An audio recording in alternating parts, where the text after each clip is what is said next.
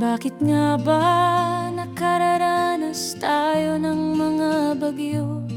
Bagyo na kahit sino mang tao'y hindi gusto. Dahil sa ang hatid nito'y masamang epekto, matapos manalasa sa ari-arian at buhay ng tao. Ayon sa siyentipiko, ang bagyo ay nabubuo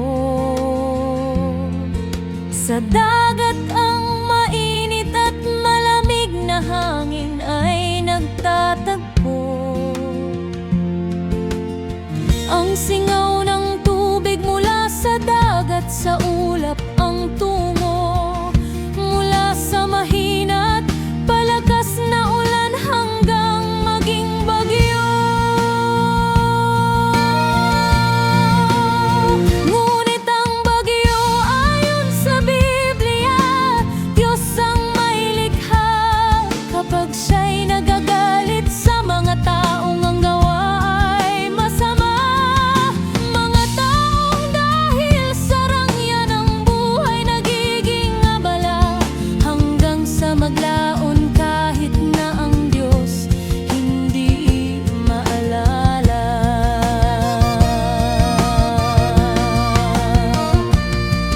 Siya na gumawa ng kanyang mga silid sa langit at kumatha ng kanyang balantok sa lupa. Siya na tumatawag ng tubig sa dagat at ibinubugso sa ibabaw ng lupa, Panginoon ang kanyang pangalan.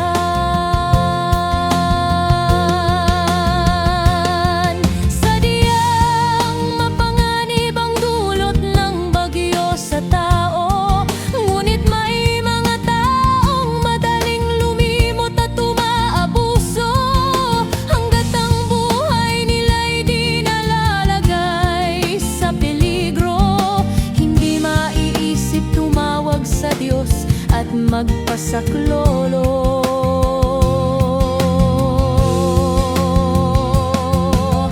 Gaya ng pagsira sa ating mga likas na yaman, pagputol sa mga puno at pagmimina sa kabundukan.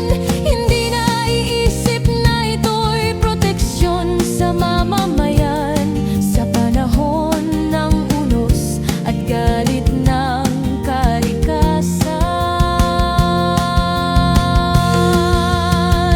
Palinto na ang nangyari sa nagdaang uwan na bagyo, nang wasakin ng bundok ang mata at lakas nito. Sa halip na sa Diyos nagpasalamat ang ibang tao, direktang sa bundok ng Sierra Madre pa sila nag-thank you. Sapagkat ang lahat ng mga bagay Diyos ang may gawa, maging lupa, gubat at kabundukan, Siya ang may likha. Sadyang ipinahintulot Niya ng bagyo ay tumama sa matatag na kabundukan upang ito ay manghina.